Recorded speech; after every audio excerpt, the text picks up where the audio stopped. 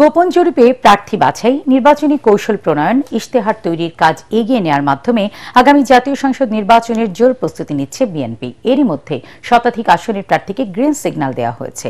দলের নীতি নির্ধারকদের সাথে কথা বলে বিএনপির নির্বাচনী প্রস্তুতির এমন তথ্য পাওয়া গেছে। এটিএন বাংলাকে বিএনপি মহাসচিব মির্জা ফখরুল ইসলাম আলমগীর জানান, আগামী বছরের ফেব্রুয়ারি মাসে নির্বাচনকে টার্গেট করেই চলছে প্রস্তুতি।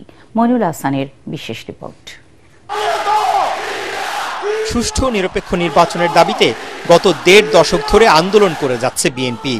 অভিযোগ রয়েছে, গত ৩টি জাতীয় নির্বাচনে আওয়ামী লীগ নানা কৌশলে জনগণকে ভোটাধিকার বঞ্চিত করে ক্ষমতা ধরে রাখে। ২৪-এর গণ অভ্যুত্থানে আওয়ামী লীগের দুঃশাসনের অবসানের পর ত্রয়োদশ জাতীয় নির্বাচনে দেশের মানুষ তাদের হারানো ভোটাধিকার ফিরে পাবে বলে আশা করছে বিএনপি। দলের মহাসচিব মির্জা ফখরুল ইসলাম আলমগীর এটিএন বাংলাকে বলেন, গণতান্ত্রিক রাজনৈতিক দল হিসেবে বিএনপি সবসময়ই নির্বাচনমুখী। আমরা নির্বাচনের জন্য সবসময় প্রস্তুত থাকি। সবচেয়ে খারাপ অবস্থা যখন গেছে 18 সালে, তখনও একটা নির্বাচনে আমরা অংশ নিয়েছিলাম। তখনও কিন্তু আমরা আপনার নির্বাচনে খুব দ্রুত অংশ নিতে সক্ষম হয়েছিলাম এবং বেশিরভাগ কনস্টিটিউয়েন্সিতে আমাদের 3-4 করে পর্যন্ত প্রার্থী ছিল। নীতি নির্ধারকরা জানান, দলের ভারপ্রাপ্ত চেয়ারম্যান তারেক রহমান নির্বাচনী কৌশল প্রণয়ন, সম্ভাব্য প্রার্থীদের বিষয়ে খোঁজ খবর নেয়া, মাঠ পর্যায়ে জরিপের মাধ্যমে তথ্য সংগ্রহ করা সহ সার্বিক বিষয় চূড়ান্ত করছেন। আমরা তৈরি হচ্ছি। নির্বাচন তো আমাদের একমাত্র পথ, যে পথে আমরা সরকার পরিবর্তনে যেতে পারি এবং গণতান্ত্রিক একটা ইনস্টিটিউশনকে আমরা শক্তিশালী করতে পারি। নির্বাচনের বিষয়ে বিভিন্ন রকমের সমাজের চাহিদা অনুসারে আমরা সংস্কারের মধ্যে দিয়ে যাই, এক জায়গায় দাঁড়িয়ে থাকি না। নির্বাচনের প্রস্তুতি আছে শুধুমাত্র আপডেট করা সর্ববিষয়ে, প্রার্থী সিলেকশন, ম্যানিফেস্টো প্রণয়ন, মানে জাতীয় ইশতেহার যেটা আমরা বলি, নির্বাচন ইশতেহার প্রণয়ন এবং বিভিন্ন সাংগঠনিক এবং রাজনৈতিক বিষয়ে সিদ্ধান্ত গ্রহণ, এগুলো চলমান প্রক্রিয়া, এগুলো অব্যাহত থাকবে।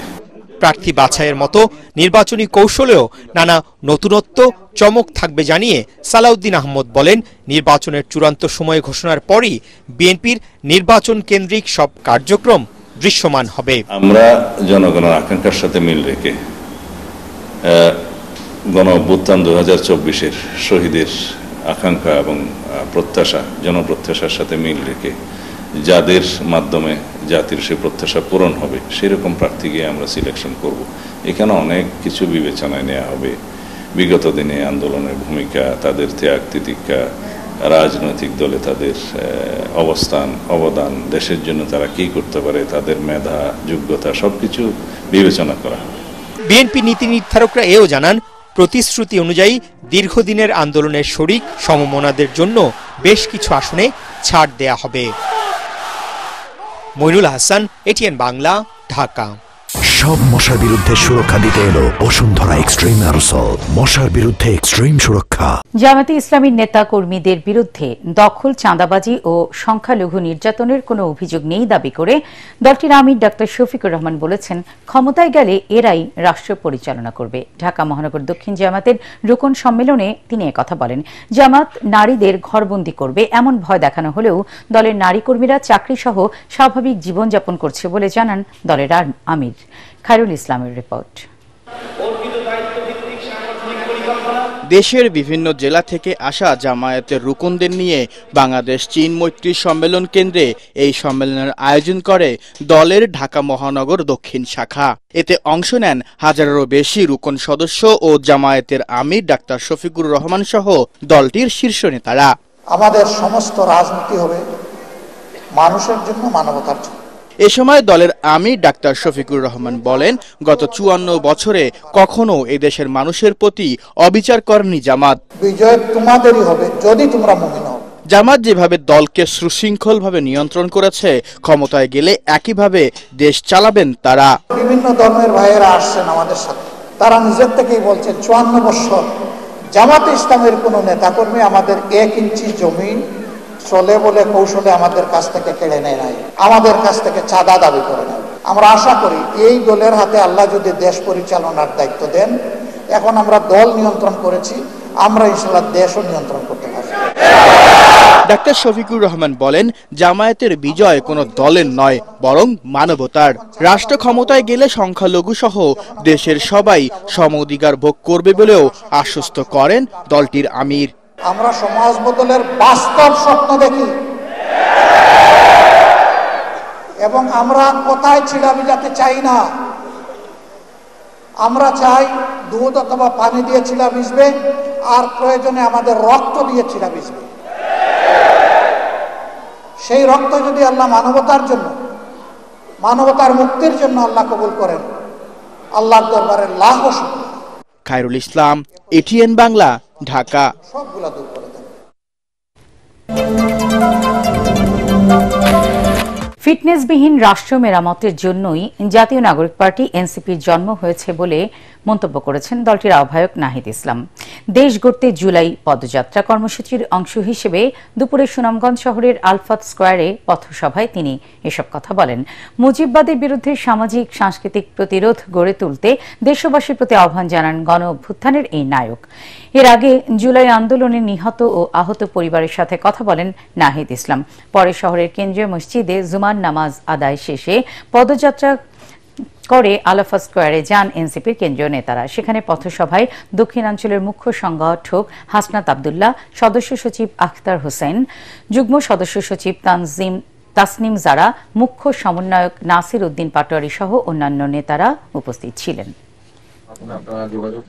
বাংলাদেশের জনগণ মুজিববাদের বিরুদ্ধে 5ই আগস্ট রায় দিয়ে দিয়েছে। মুজিববাদের রাজনীতি এই বাংলাদেশে চলমান থাকবে না, বাংলাদেশে হতে দেওয়া হবে না।